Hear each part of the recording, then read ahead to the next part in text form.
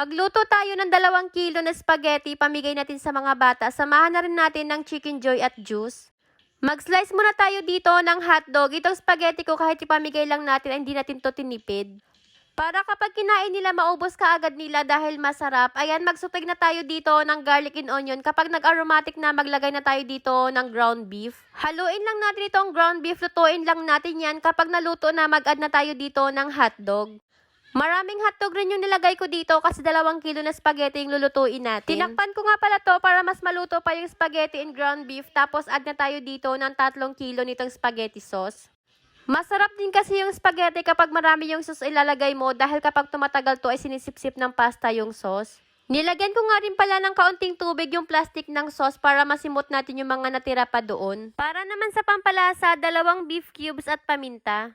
Kapag gusto mo naman ng matamis na spaghetti, pwede kang mag-add dito ng sugar o di kaya condense. Hindi na nga pala ako nag-add dito ng cheese dahil mamaya ako na ilalagay, panghuli ko ilalagay yung cheese dito para maganda tingnan. Ilagay na rin natin dito itong mga pasta at haluin lang natin ito ng maigi at pwede natin patayin yung apoy.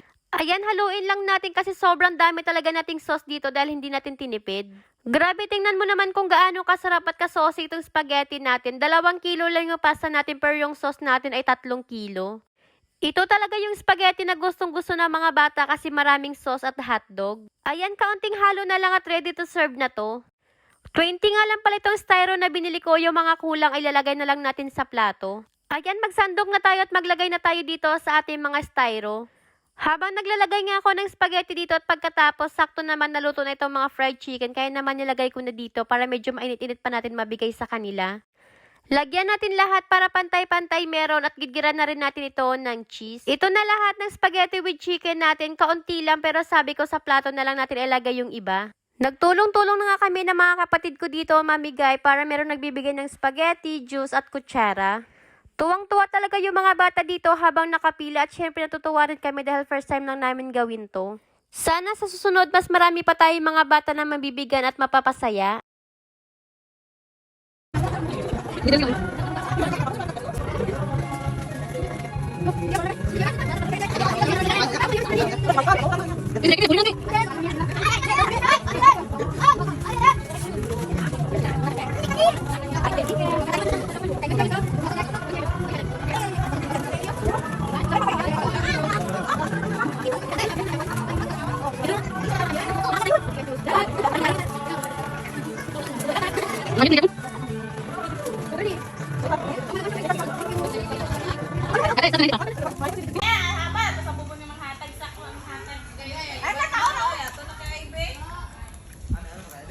Wala, ulihim. Sino nga bata?